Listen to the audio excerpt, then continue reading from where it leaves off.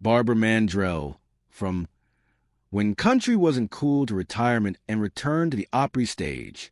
Country Music Hall of Famer and Grand Ole Opry member Barbara Mandrell retired from the stage before turning 50. However, she and her family spent 4 entertaining and groundbreaking decades on stage.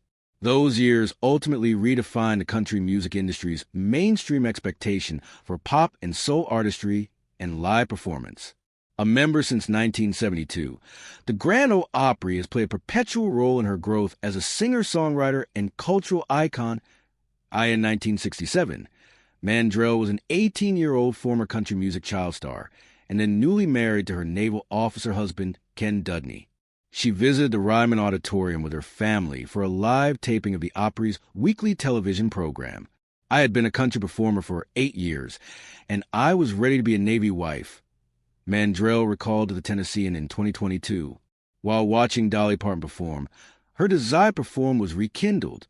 The Country Music Hall of Famer is noted for her 27 studio albums, including 7 that reached the top 10.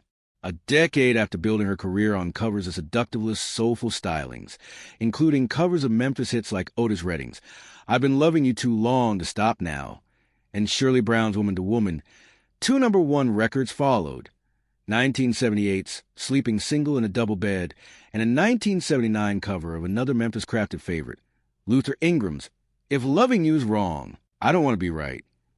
The Grand Ole Opry feels comfortable in his home.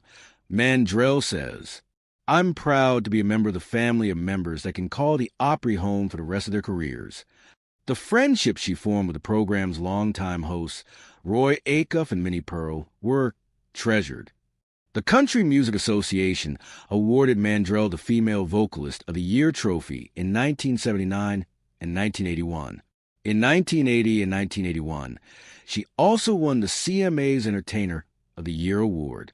Her performances showcased her musicality, whether she was singing to the top of the rafters, playing pedal steel, the banjo, or the saxophone. USA Today wrote in 2022, it's called show business. You need to show them something, Mandrell told the Associated Press. Otherwise, they could sit at home and listen to your recordings or listen to you on the radio. You got to give them something that entertains them. In 1981, Mandrell released I Was Country When Country Wasn't Cool.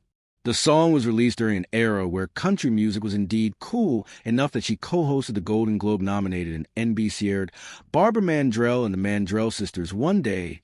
I was telling co-writers, Kai Fleming and Dennis Morgan, that when I was a child, kids used to tease me, yeehaw, country music.